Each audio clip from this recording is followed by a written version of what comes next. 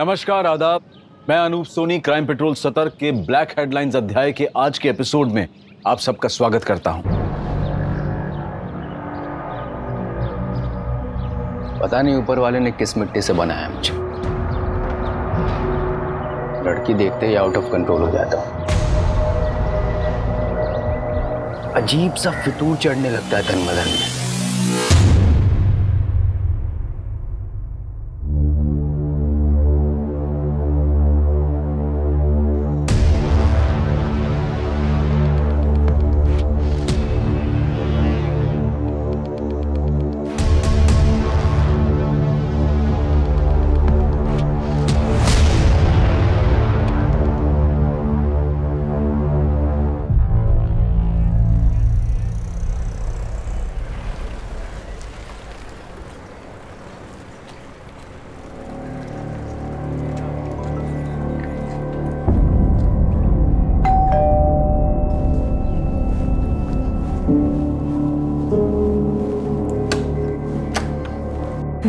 आ गई बेटा। अच्छा जल्दी से फ्रेश हो जा, मैं तेरे लिए खाना लगाती हूँ। नहीं मम्मा, अभी भूख नहीं है। दीप्ति बेटा, क्या हुआ? बहुत परेशान दिख रही है। कुछ नहीं पापा, बस थोड़ा सा थक गई हूँ।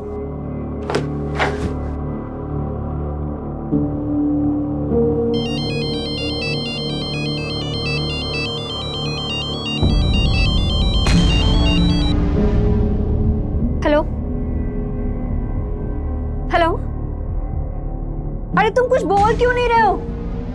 देखो, तुम जो कोई भी हो ना, ये हरकतें करना बंद कर दो, वरना बिल्कुल अच्छा नहीं होगा।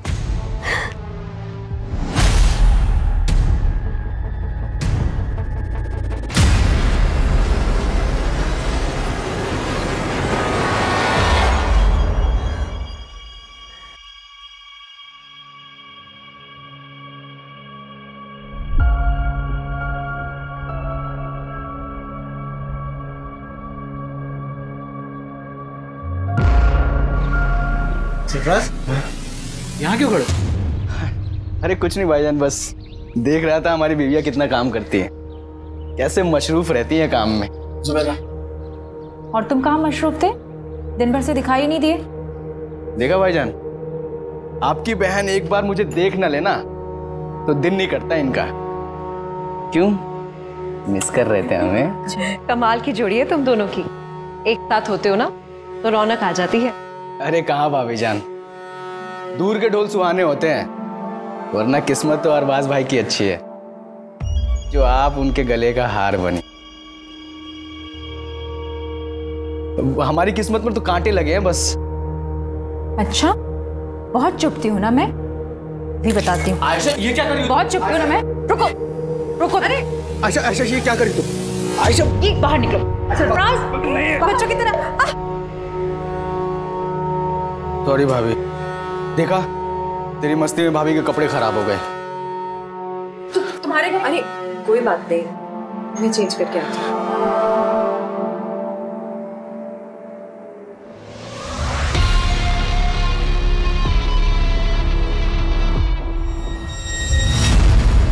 हाँ मम्मी, हाँ बस ऑफिस से निकल गई हूँ। ध्यान से आना। मम्मी आप ज्यादा टेंशन मत लीजिए। अच्छा मम्मी एक बात बताना, वो राजन मेरा लैपटॉप रिपेयर करके दे गया? नहीं, तेरा लैपटॉप तो नहीं आया। अरे कितना बड़ा झूठा है, मुझसे तो कह रहा था दोपहर तक रिपेयर करके घर पहुंचा दूंगा। चलो मैं जाके देखती हूँ। भैया समता नगर। हाँ।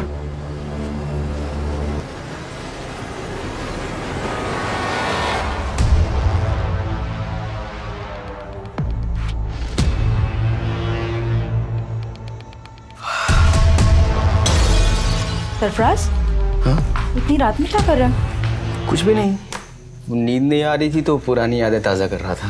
पुरानी यादें लैपटॉप में? आयशा ये क्या कर रही हो तुम? मैं शादी की वीडियो देख रहा था यार अपनी।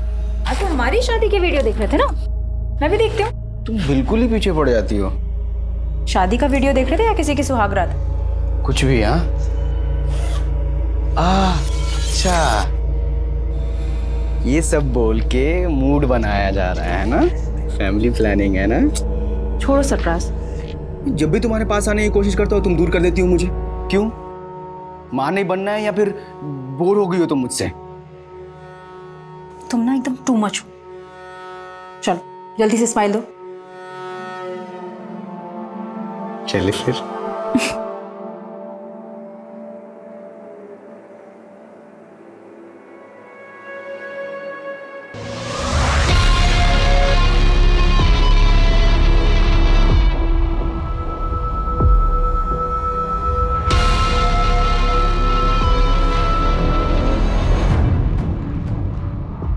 कहते हैं कि इंसान अपने तौर तरीके बदल सकता है, लेकिन फितरत बदलना बहुत मुश्किल काम है। और अगर फितरत बुरी हो तो उसके फितूर और भी खौफनाक होते हैं। और ऐसे फितूर में जीने वाले कभी पीछे मुड़कर नहीं देखते, जबकि आगे सिर्फ तबाही होती है। और ऐसी ही तबाही सरफराज का भी इंतजार कर रही थी।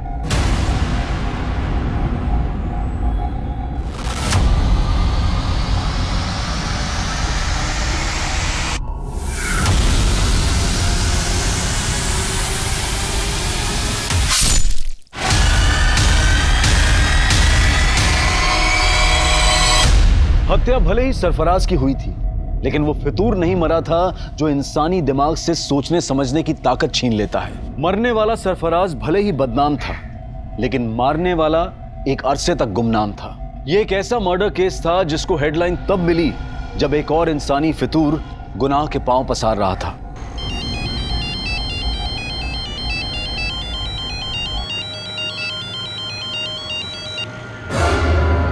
भैया जरा आराम से चलाइए आप।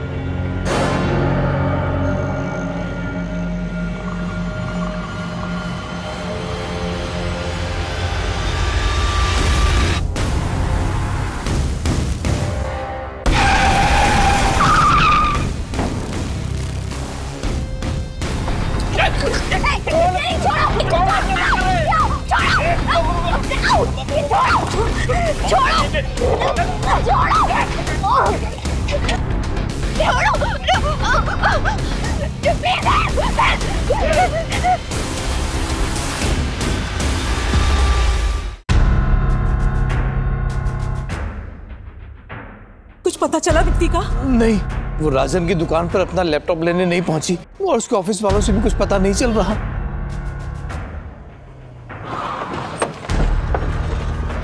सर मैंने ही फोन किया था आपको। यहीं से अगवा करके ले गए सर। मैं उन्हें यहीं समता नगर लेकर जा रहा था, इतने में वैन से 2 लड़के आए और उठा कर ले गए सर। उस गाड़ी का नंबर नोट किया जिसमें लड़की को लेके गए? नहीं सर, सब कुछ इतना जल्दी हो गया कुछ समझ में नहीं आया सर। लेकिन सर वैन ब्लू कलर की थी सर।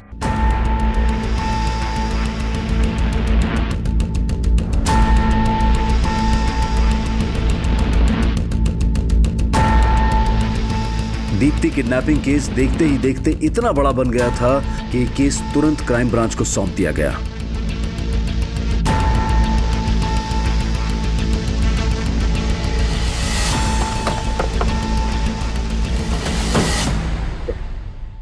जैन सर। जैन, क्या अपडेट?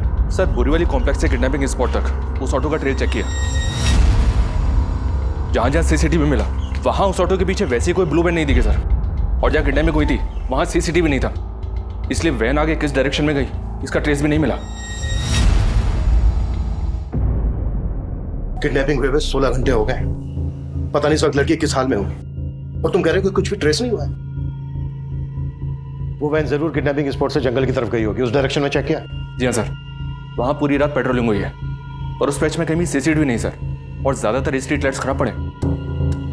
मैं मानता हूं क्रिमिनल्स इन बातों का फायदा उठाते हैं, लेकिन हम ये एक्सक्यूज नहीं दे सकते। पता है ना मीडिया में कितना बवाल हो रहा है। सर जिस लड़की की किडनैपिंग हुई थी उसकी पहचान पता चल गई है। कल देर रात एक दीप्ति नाम की लड़की की मिसिंग कंप्लेंट फाइल हुई थी, और ये दीप्ति उसी एरिया में रहती है जहां से किडनैपिंग हुई थी। सर मैंने ऑटो वाले को इस लड़की की फोटो दिखाई तो उसने कहा कि वही लड़की है जो उसके ऑटो से किडनैप हुई थी।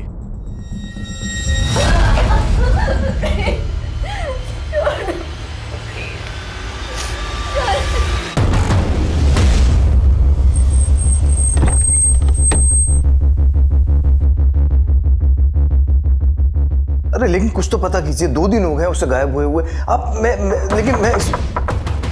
आपको कॉल करता हूँ थोड़ी देर में। क्या दीप्ति किडनैप हुई है? आपको किसी तरह की कोई फरौती का कॉल आया?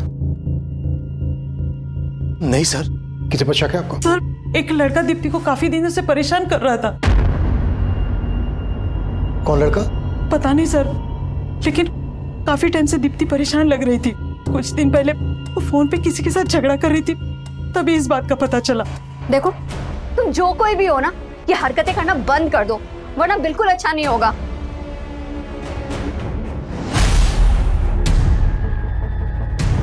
क्या बात है बेटा, किससे बात कर रही थी?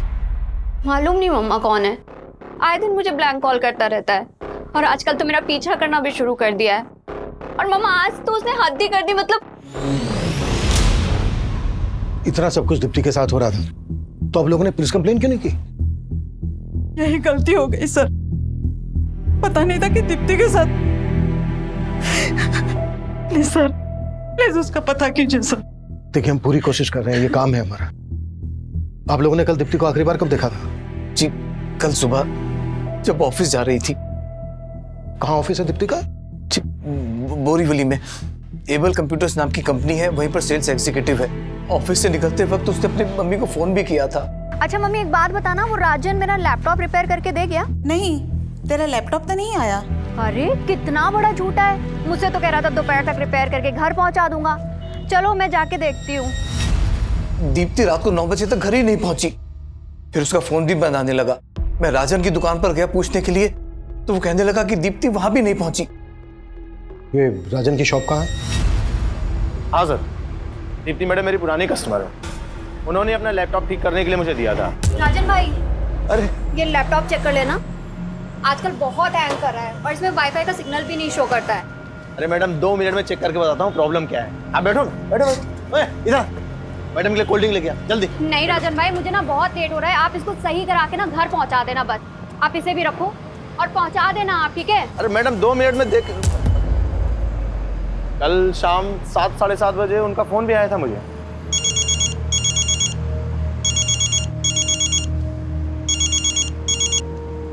दीप्ति मैडम मैं आपको ही फोन करने वाला था। राजन भाई, लैपटॉप रिपेयर हुआ या नहीं हुआ? हाँ बिल्कुल रिपेयर हो गया है, लेकिन मैं पहुंचा नहीं पाया। आप दुकान पे आके ले जा सकती हैं? चलो ठीक है, फिर मैं ही आकर ले जाती हूँ। लेकिन फिर वो आई नहीं। रात में उनके पापा आए थे, दीप्ति को लेके काफी परेशान थे। दीप्ति की किडनैपिंग तो यहाँ पास में ही हुई थी, तुम्हें इस बारे में कुछ पता नहीं चला? नहीं सर, मुझे तो आज सुबह ही पता चला इस बारे में। दीप्ति ने इसको बताया था कि वो इसकी शॉप पर आ रही है और किडनैप हो गई। इसकी बैकग्राउंड चेक करो और पता करो कि इससे कनेक्टेड किसी आदमी के पास ब्लू कलर की वैन है क्या जिसमें दीप्ति किडनैप हुई।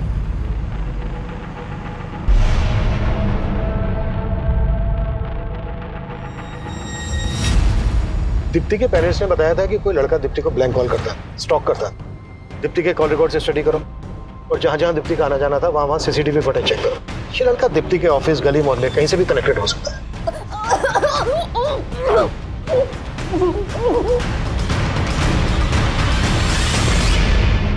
अरे भाई साहब कमाल करते हैं आप भी। इतना सब कुछ हो गया, आपने बताया भी नहीं क्योंकि लड़का दीप्ति को परेशान कर रहा था। अब इतने गैर और इतने पराये हो गए हम। बस जय, अभी ये सब बात करने की हालत में नहीं है हम लोग। अरे भाई साहब हम समझ सकते हैं, लेकिन हम ऐसे हाथ में हाथ रख के नहीं बैठ सकते। भाई साहब कुछ तो बताइए आप, ताकि हम जाके दीप्ति के बारे में कुछ तो मालूम करें, उसे ढूंढे जाके कम से कम।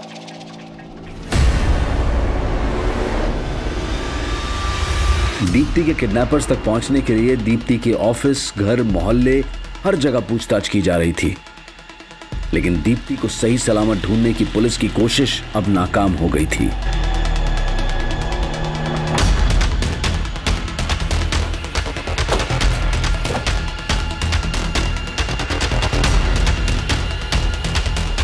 हटो हटो।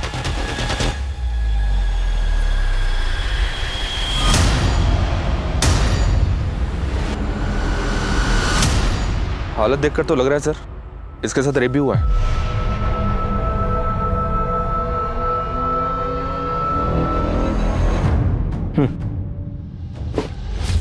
ये जगह किडनैपिंग लोकेशन से 7-8 किलोमीटर दूर है।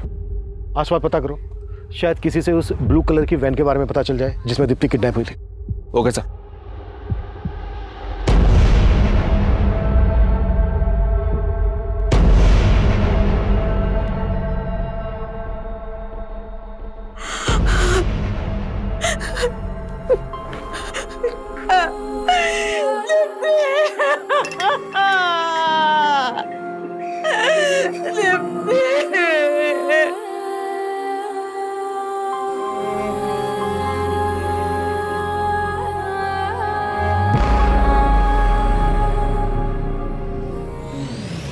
इस लड़के को जानते हैं आप लोग?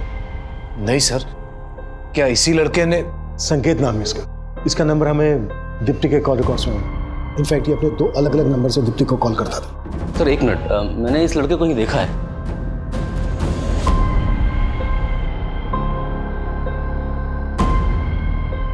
हाँ सर, इस लड़के को मैंने दीप्ति के साथ देखा था। दीप्ति बहुत गुस्से में लग रही थी। जब मैं वहां पहुंचा तो लड़का चला गया वहां से। दीप्ति क्या हुआ? निकलो यहाँ से तुम। कौन था ये? दीप्ति ने तो कुछ नहीं बताया। हो सकता है कि ये वही लड़का हो जो उसको स्टॉक कर रहा था। जब इस लड़के को दीप्ति के साथ देखा था आपने, कब की बात है? काफी समय पहले थे। कहाँ देखा था? दीप्ति के ऑफिस के बाद। सर मैंने कुछ नहीं किया दीप्ति के साथ, वो मेरी अच्छी दोस्त थी इसलिए फोन करता था उसको।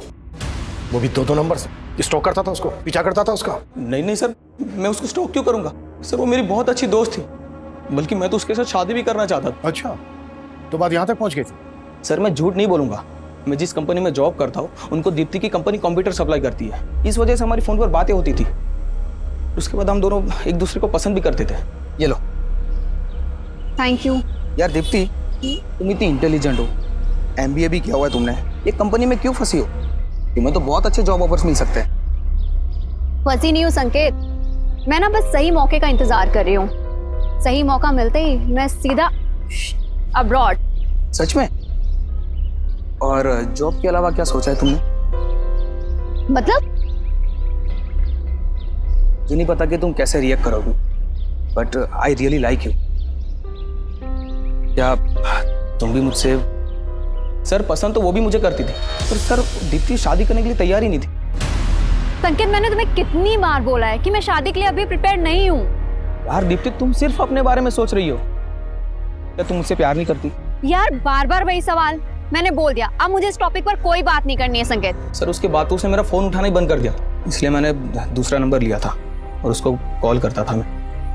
हेलो, अरे तुम कुछ बोल क्यों नहीं रहे हो? सर 1-2 बार उसने फोन उठाया, लेकिन मैं बात करने की हिम्मत जुटा नहीं पाया, और जब बात करने की कोशिश की तो वो और ज्यादा नाराज हो गई थी। हेलो दीप्ति, कैसी हो तुम? तुम मुझे इतने दिनों से ब्लैंक कॉल कर रहे हो? नहीं दीप्ति, मैं तो बस तुम्हें। बस करो, तुम्हारी फितरत ना मैं बहुत अच्छी तरीके से जानती हूँ, और अब मुझे दोबारा फोन मत करना। सर मैं तो बस उसको एक बार मिलना चाहता था, लेकिन उसका कोई जवाब ही नहीं आया। और जब तेरी ये समझ में आया कि वो तुझे अवॉइड कर रही है तो ये बात तेरे से बर्दाश्त नहीं हुई, इसलिए तूने दीप्ति को किडनैप किया और उसके बाद उसका रेप किया और मर्डर कर दिया। सर क्या बात कर रहे हैं आप? मैं सच बोल रहा हूँ, मैंने उसके साथ कुछ भी नहीं किया, मैं कसम खाता हूँ। जब तुमने उस लड़के को दीप्ति से झगड़ते हुए देखा तब मुझे क्यों नहीं बताया? उस दिन तो बड़ी बड़ी बातें कर रहे थे, अब मुझसे पूछ रहे हो कि लड़का कौन है? अरे भाई साहब, अगर तब बता देते ना तो बड़ी मुसीबत हो जाती। अच्छा ठीक है, आज बता रहे हैं तो क्या आप सुन रहे हैं? क्या कहना क्या चाहते हो तुम? भाई साहब कहना ये चाह रहे हैं कि आप दीप्ति को अच्छी तरह से जानते थे, वो कैसी थी। अगर तब बोलते ना तो कहते कि मेरी लाइफ में ताक झांक कर रहे हो। देख लिया ना आपने, आप लोगों से कितना छुपाती थी वो। खबरदार जो मेरी बेटी के बारे में कुछ बोला तो वो अब नहीं रही है। और नहीं भाभी जी, मेरे कहने का मतलब ऐसा नहीं था। तुम्हारा सब मतलब समझती हूँ मैं। मुझे ये बताओ कि तुम दीप्ति के ऑफिस के पास क्या करने गए थे? सर दीप्ति की पोस्टमार्टम रिपोर्ट के मुताबिक पहले दीप्ति को ड्रग्स देकर बेहोश किया गया, फिर उसका रेप किया गया। ये तो दीप्ति की लाश देखकर लग ही रहा था। Cause of death suffocation.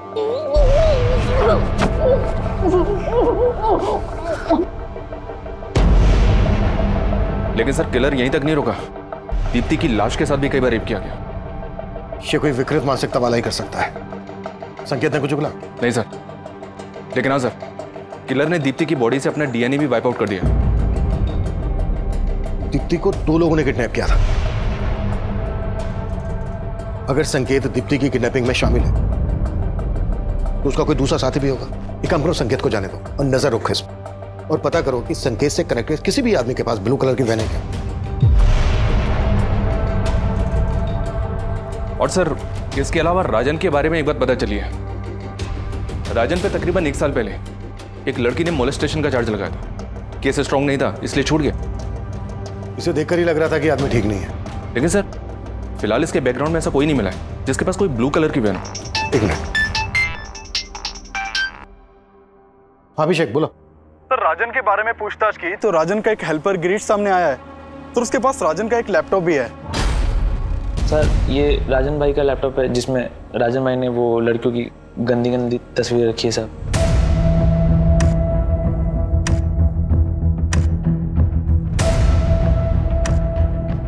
ये लैपटॉप तुम्हारे पास कैसे है? साहब वो राजन भाई के यहाँ मैं बहुत सालों से काम करता था साहब, और पिछले 3-4 महीने की पगार वो मेरी लटका के रख रहे थे, और जब मांगने गया तो सब धक्का मार के बाहर निकाल दे रहे थे साहब। नहीं देता पगार, चल निकल यहाँ से, चल निकल।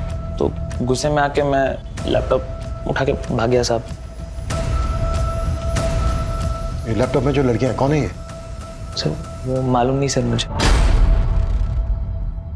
राजन का दीप्ति को लेकर कैसा बिहेवियर था? साहब राजन भाई तो थोड़े अयास हैं साहब, मैंने साहब को बताया था साहब, और दीप्ति मैडम को लेके उनकी नज़र कुछ ठीक नहीं थी साहब। ठीक है जाओ तुम। Thank you sir, thank you. Deepti के साथ जिस तरह से रेप किया गया उससे तो यही लगता है कि ऐसी मानसिकता वाला आदमी ऐसा कर सकता है। चेक करो, हो सकता है इसमें दीप्ति के भी फोटोग्राफ्स हो, और राजन को लेके आओ। सर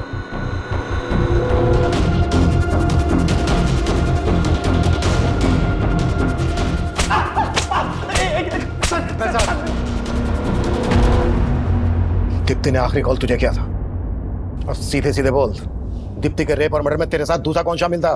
सर मैंने कुछ नहीं किया है, आपको जरूर कोई गलतफहमी हो रही होगी। तेरे लैपटॉप में जो न्यूड पिक्चर्स हैं किन लड़कियों की हैं? मेरे लैपटॉप में? मेरा कौन सा लैपटॉप? अरे वही लैपटॉप जो गिरीश तो इस दुकान से लेके भागा था। हाँ सर, गिरीश मेरी दुकान से लैपटॉप लेकर भागा था, लेकिन सर वो लैपटॉप मेरा नहीं है, वो तो एक लड़का मेरी दुकान पे मुझे बेच के गया था। अच्छा, तो कहानी सोच क्या है? सर मैं सच बोल रहा हूँ, एक दिन एक लड़का उस लैपटॉप को लेकर मेरी दुकान पे आया था और मुझे बेच के गया था।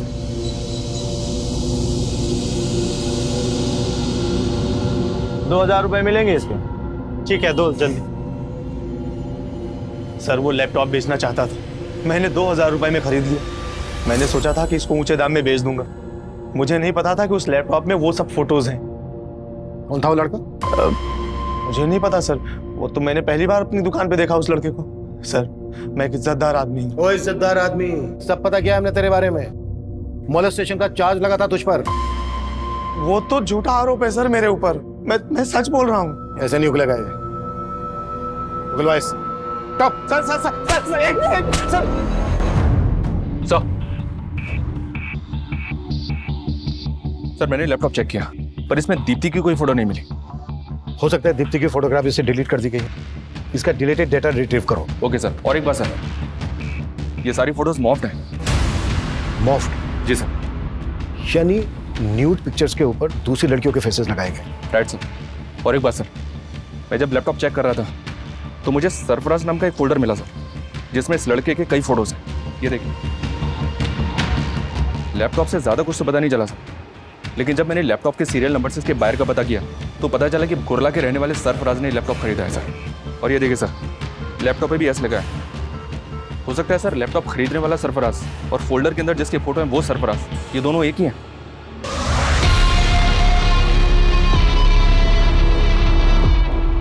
पॉसिबल है। अभिषेक, कोला पुलिस से कांटेक्ट करो और सरफराज को लेकर आओ। सर।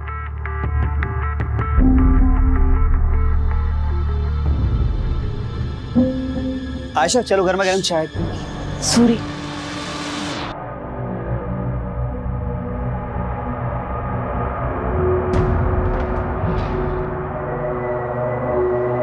आयशा, मैं बहुत दिनों से तुमसे कुछ बात करना चाह रहा था। किस बारे में? माना कि तुम्हारी डिलीवरी में काफी कॉम्प्लिकेशंस थी, लेकिन अब तुम फिट हो और जूही भी 1 साल की हो गई है। आयशा, तुम वही बिजनेस फिर से शुरू क्यों नहीं कर देती जो तुम जुबैदा भाभी के साथ करती थी? नहीं वसीम, अब हालात बहुत बदल गए हैं। मुझे नहीं लगता कि जुबैदा भाभी दोबारा वो काम शुरू करना चाहेंगी। तो तुम क्यों शुरू नहीं कर देती? क्यों? मेरा और जूही का खर्च चलाना मुश्किल हो रहा है क्या? आयशा, मैंने तुम्हारी हर मुश्किल को आसान किया है और तुम मेरे लिए मुश्किल नहीं बन सकती। और जूही, उसका नाम नहीं लिया तुमने। क्यों? वो सरफराज का खून है इसलिए?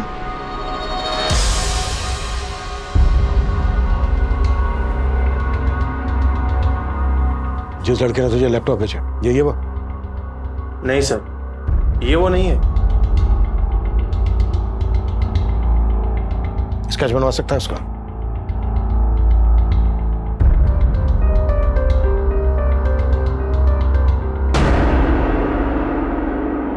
हाँ, वो लड़का कुछ कुछ ऐसा ही दिखता था। 2000 रुपए मिलेंगे इसके। ठीक है, दो।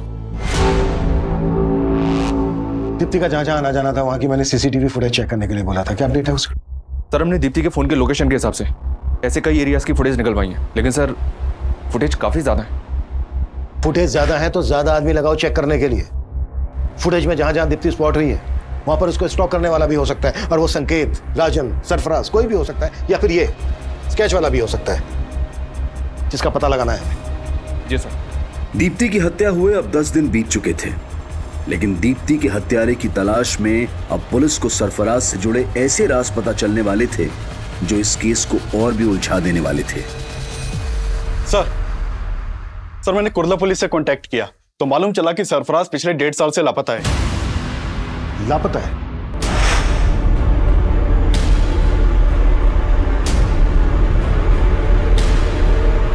जी सर 1.5 साल पहले सरफराज की मिसिंग कंप्लेंट उसकी बीवी ने दर्ज करवाई थी, लेकिन कुर्ला पुलिस सरफराज के बारे में कुछ पता नहीं लगा पाई और यह केस पिछले 1.5 साल से अनसॉल्व्ड है। 1.5 साल से?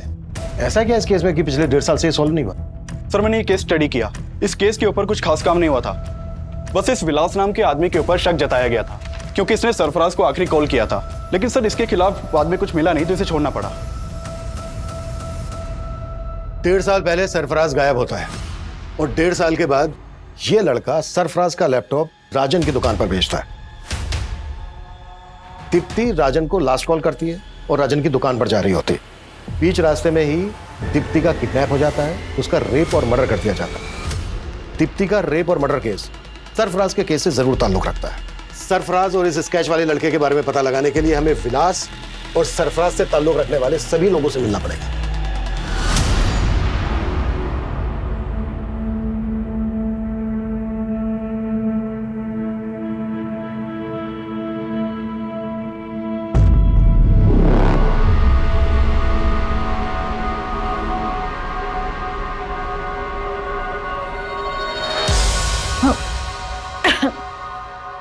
क्या हुआ आयशा? कुछ नहीं।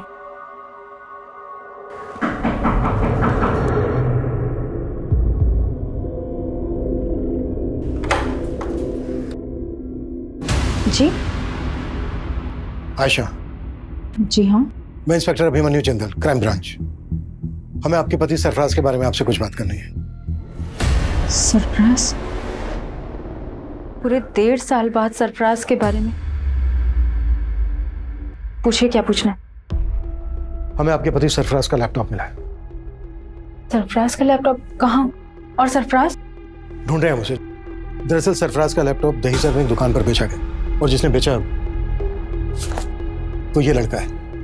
आप जानती हैं इसको? नहीं। सरफराज के लैपटॉप में हमें कुछ लड़कियों के फोटोग्राफ्स मिले हैं। उनके फेसेस कुछ न्यूड पिक्चर्स के साथ मॉर्फ किए गए। दहीसर के जिस एरिया में सरफराज का लैपटॉप बेचा गया, रिसेंटली उसी एरिया में दीप्ति नाम की लड़की का रेप और मर्डर किया गया। जानती हैं आप दीप्ति को? कभी आपने देखा था सरफराज के साथ इसे? जी नहीं, मैं इस लड़की को नहीं जानती, लेकिन मैं इतना ज़रूर जानती हूँ कि सरफराज के लैपटॉप में बहुत सारी लड़कियों के फोटोग्राफ्स थे, लेकिन मैंने कभी किसी लड़की के न्यूड फोटोग्राफ्स नहीं देखे।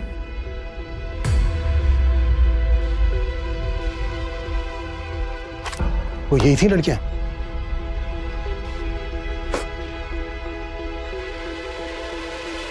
नहीं, मैं इनमें से किसी को नहीं जानती, लेकिन हाँ, सरफराज से जरूर जानना चाहती थी कि ये लड़कियां कौन थी, कौन है ये लड़कियां, और इनके फोटोग्राफ्स तुम्हारे लैपटॉप में क्या कर रहे हैं सरफराज?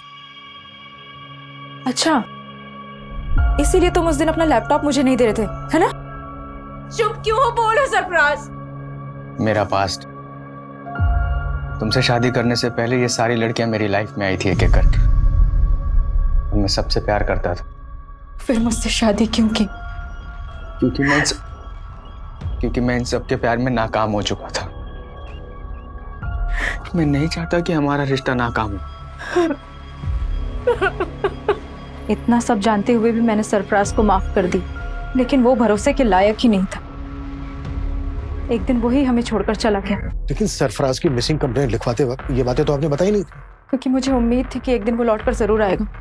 मेरे पेट में उसका बच्चा था, लेकिन ना तो उसे मेरी परवाह थी, न ही अपने बच्चे की। अगर वसीम ना होते, ना तो आज मैं जिंदा होती, ना ही मेरी बच्ची। वसीम? आप ही वसीम है? जी सर, मैं वसीम, सरफराज का दोस्त। और अब हम पति पत्नी। हाँ सर, आज से 1.5 साल पहले से मैं सरफराज के कांटेक्ट में था सर। वो एक ब्रोकर था और मुझे एक प्लॉट की तलाश थी सर, और इसलिए मैं उससे मिला था। और ये बात सर मैंने कुर्ला पुलिस को भी बताई थी। लेकिन 1.5 साल बाद अब हमें पता चला है कि इस आदमी ने सरफराज का लैपटॉप दहीसर में बेचा था। क्या उस दौरान कभी इस आदमी को सरफराज के साथ देखा था? नहीं सर, सर मुझे ध्यान में नहीं है। शायद कभी देखा होगा सरफराज के साथ में। इसका नाम सरफराज है, ये 1.5 साल से लापता है। क्या इसको जानते हैं आप लोग? कभी दीप्ति के साथ देखा हो इसको?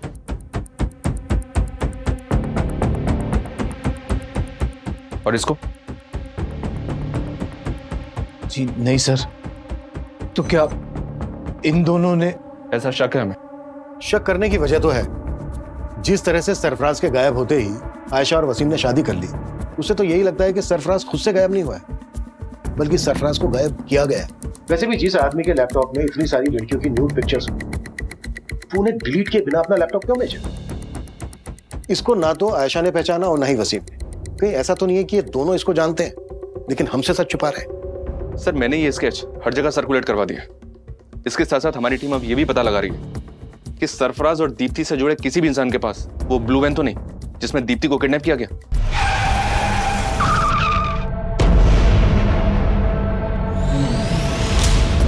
सरफराज के लैपटॉप में जितनी भी लड़कियों के फोटोग्राफ्स हैं, हमें उन सबकी पहचान पता करनी होगी। आशा का कहना है कि इन सभी लड़कियों के साथ सरफराज का अफेयर था। अगर ये सच है तो पॉसिबल है दीप्ति भी सरफराज का पास्ट हो। लैपटॉप का डिलीटेड डेटा रिट्रीव हुआ? फिलहाल तो नहीं सर, जल्दी हो जाएगा।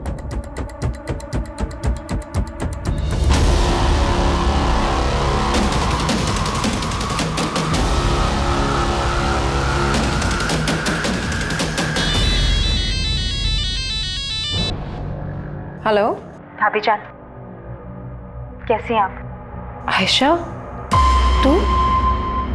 लगता है अब तो आपने मेरा नंबर भी डिलीट कर दिया अपने मोबाइल से। अरे नहीं, वो फोन बदल दिया है। बदल तो बहुत कुछ गया है भाभी। जिंदगी हर कदम पे नया मोड़ ले लेती है। आयशा तू ये क्या कह रही है? मैं कुछ समझी नहीं। मुझे तो लगा था आप खुद ही फोन करके बता देंगे, लेकिन कोई बात नहीं, मैं ही पूछ लेती। पुलिस को क्या बताया आपने मेरे बारे में? पुलिस? आयशा, आयशा ये क्या कह रही है तू? क्यों? पुलिस सरफराज के बारे में पूछताछ करने के लिए आपके पास नहीं आई?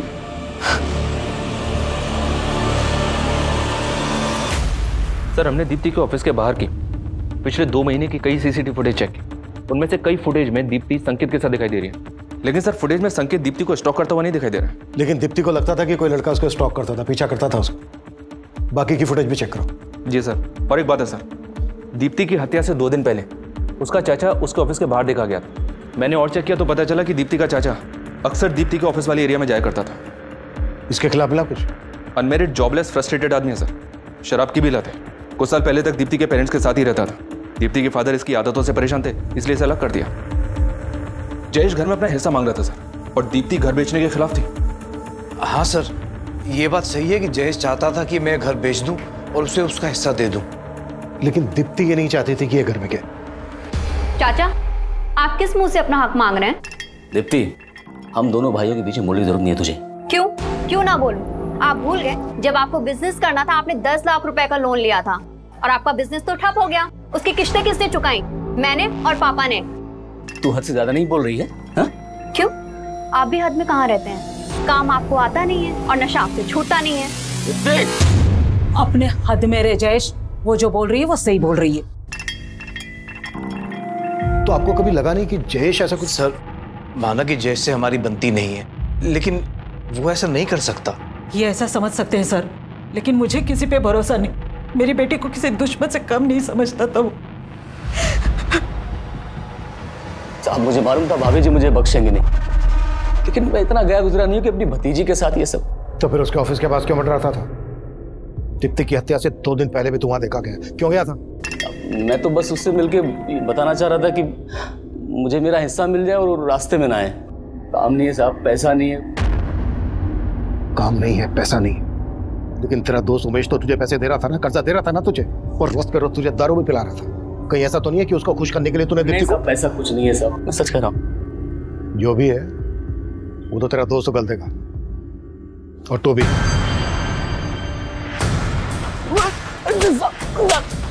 मैंने कुछ नहीं किया था सर। इस लैपटॉप का डिलीटेड डाटा रिट्रीव कर लिया गया है सर। इसमें दीप्ति के फोटोज नहीं मिले। ये देखिए, एक दूसरी लड़की के न्यूड फोटोज मिले। मतलब इस लड़की के फोटोग्राफ्स मॉर्फ नहीं किए गए? नहीं सर, ये फोटोज मॉर्फ नहीं किए गए, बल्कि ओरिजिनली ऐसे ही खींचे गए हैं।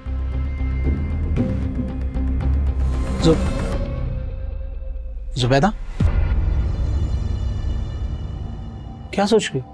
आपने हमेशा अपनी बहन के बारे में सोचा, कभी उसकी जिंदगी दागदार नहीं होने दी, लेकिन मुझ पर लगा ये दाग मुझे हमेशा परेशान करता रहेगा।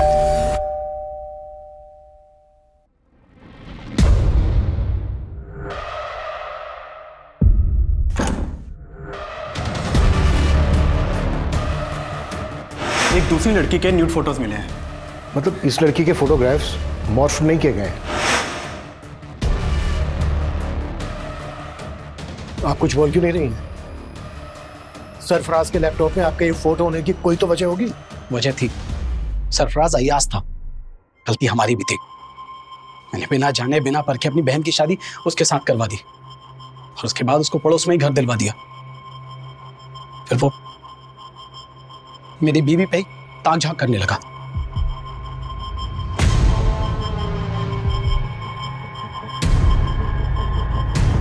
मुझे कभी भी उसकी नीयत पर शक नहीं हुआ। मैं और आयशा तो मिलकर एक साथ अच्छे से काम कर रहे थे, काम बढ़ भी रहा था, लेकिन फिर अचानक मुझे माइग्रेन का प्रॉब्लम हो गया। आयशा, मैं नहीं चाहता कि इस काम से जुबैदा को और ज्यादा तकलीफ हो। डॉक्टर ने 2 महीने का हैवी कोर्स दिया है। देखो, इस दवा को खाने से इसको ज्यादा नींद आएगी। तुम बात को समझो। ऐसा करो कि कुछ दिन के लिए काम बंद कर दो। मेरी तबीयत की वजह से हमें कुछ टाइम के लिए हमारा काम बंद करना पड़ा, और एक दिन मैं दवा लेके बस आराम कर रही थी तो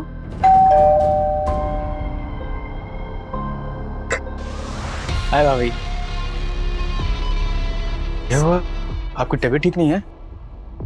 नहीं, वो थोड़ा सर बहुत चकरा रहा था। और अरबाज भाई कहाँ हैं? अगर आपकी तबीयत इतनी खराब थी तो मुझे बताना चाहिए था। मैं दवा के नशे में थी, और फिर अचानक न जाने कैसे मेरी आंख लग गई।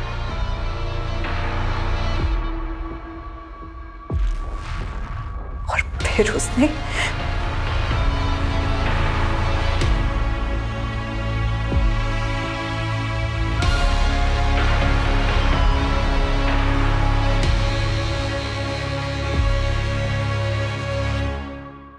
तब मुझे कुछ नहीं पता चला, लेकिन जब आँख खुली तो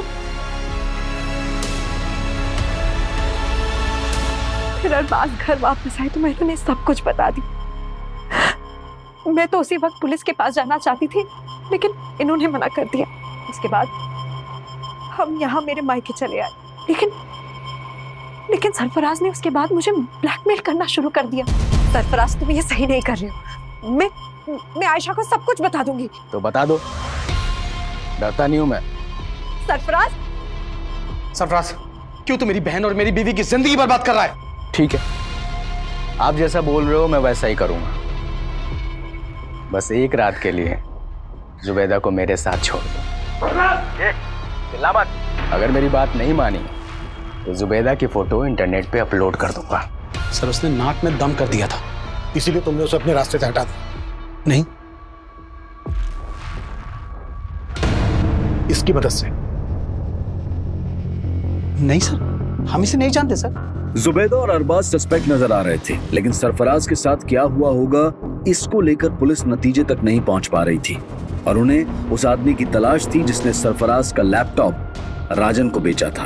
वहीं जुबैदा के अलावा सरफराज के लैपटॉप में कई लड़कियों के आपत्तिजनक फोटो थे और पुलिस एक एक करके हर लड़की को आइडेंटिफाई कर रही थी, लेकिन उनमें से ज्यादातर लड़कियों का कहना था कि वो सरफराज को ठीक से जानती तक नहीं थी। पुलिस के मन में बार बार ये सवाल उठ रहा था कि 1.5 साल पुराना वो केस दीप्ति के रेप और मर्डर से कैसे जुड़ा था। सर, हमने इस फुटेज को क्लोजली एग्जामिन किया तो ये देखा, 1-2 जगह और ये दीप्ति के पीछे जाता हुआ देखा। शर्मा, पता करो इसके साथ दूसरा और कौन था। जी सर। सर मैंने कुछ नहीं किया था सर, मैंने क्या किया सर? सब पता चल गया है हमें। तू ही दीप्ति को स्टॉक करता था, पीछा करता था उसका, और हमने तेरे उस मैकेनिक दोस्त नरेश के बारे में भी पता लगा लिया, जिसके गैरेज की ब्लू कलर की वैन में तुम दोनों ने मिलकर दीप्ति को किडनैप किया। तेरे उस मैकेनिक दोस्त ने सब कुछ उगल दिया है।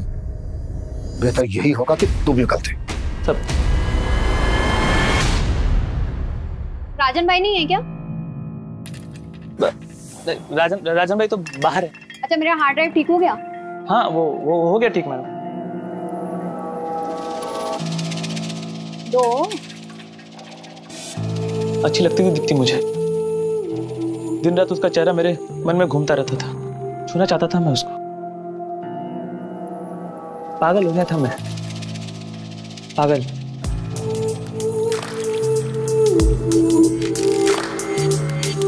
प्यार करता था मैं उससे। अगर मैं उसको ये बात बोलता तो कहीं नहीं मानती। मेरे को मालूम था उस दिन वो राजन भाई की दुकान पे आने वाली। आप दुकान पे आके ले जा सकती हैं? अपने दोस्त का प्लान बना के उठा लिया उसको।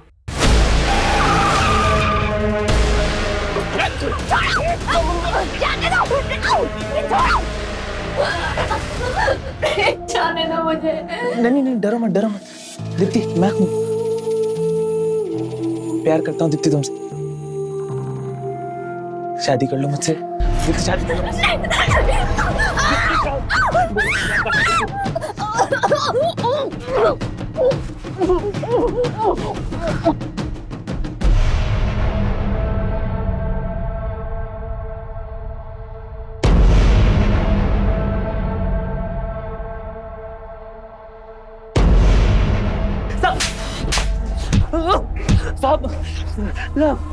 मरते तब तक तू उसका रेप करता रहा और मरने के बाद भी बोलता है प्यार करता था। कुत्ता साले, और इतना कुत्तों की इसकी चीखें पुलिस स्टेशन के 1 किलोमीटर दूर तक सुनाई देनी चाहिए। दीप्ति एक ऐसे गुनाह का शिकार हुई थी जिसको लेकर हम आए दिन आक्रोश से भर उठते हैं, पर कुछ कहते नहीं, कुछ करते नहीं। और आज ये बेबसी हम सब महसूस कर रहे हैं, लेकिन इसकी कोई रोकथाम नजर नहीं आ रही। दीप्ति रेप और मर्डर केस पुलिस सॉल्व कर चुकी थी, लेकिन सरफराज मर्डर केस अब भी बिना नतीजे के था। पुलिस अब भी सरफराज को मिसिंग मानकर ढूंढ रही थी, जो कि जुबैदा और कई और लड़कियों का गुनहगार नजर आ रहा था। सर, ये स्केच इस शाद नाम के लड़के का है। ये साइन में एक फैक्ट्री में काम करता है और सर 1 महीने से गायब। और सर ये भी पता चला है कि ये शाद इस विलास के टच में भी था। जब 1.5 साल पहले सरफराज गायब हुआ था तो उसे आखिरी कॉल इसी ने किया था।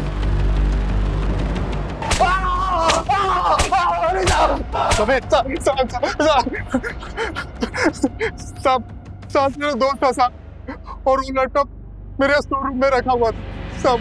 बिना पूछे मुझसे उठा के ले गया और उसे बेच दिया साहब। तो शाद इस वक्त कहाँ है? आपने उसका स्केच दिखाया था ना, मैं डर गया था साहब, मैंने उसे गांव भेज दिया। तो तूने और शाद ने मिलकर सरफराज को गायब किया था? नहीं साहब, शाद ने कुछ नहीं किया साहब। तो फिर कौन मिला हुआ था तेरे साथ? कहाँ है सरफराज? क्या किया उसके साथ?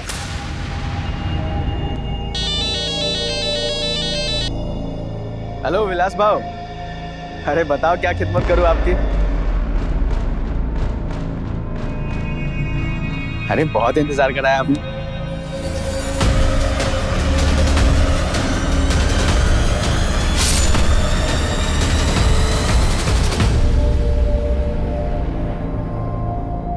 लैपटॉप निकाल ले उसका, निकाल जल्दी। फिर मैं और यूसुफ मियां ने सरफराज की बॉडी को गड्ढे में डालकर ढक दिया और सब लैपटॉप लेके घर आ गए। सरफराज ने जब मेरी बेटी जुबैदा के वो गंदी फोटो खींचे तब वो मेरे दामाद के साथ मेरे घर सूरत आ गए। मेरी बेटी की तरह मैं भी चाहता था कि हम पुलिस के पास जाए, मगर मेरा दामाद नहीं माना।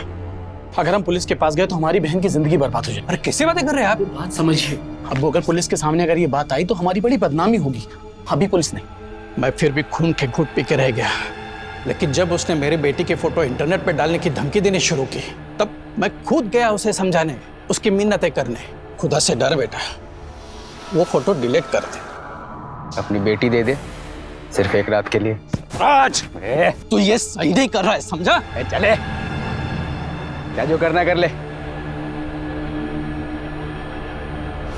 विलास को तो मैं काफी दिनों से जानता था।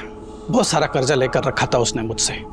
और तुमने उसको बोला कि अगर वो तुम्हारा साथ देगा तो तुम उसका सारा कर्जा माफ कर दोगे। मैंने जो भी किया अपनी बेटी के आबरू बचाने के लिए किया, और मुझे उसका जरा भी अफसोस नहीं है।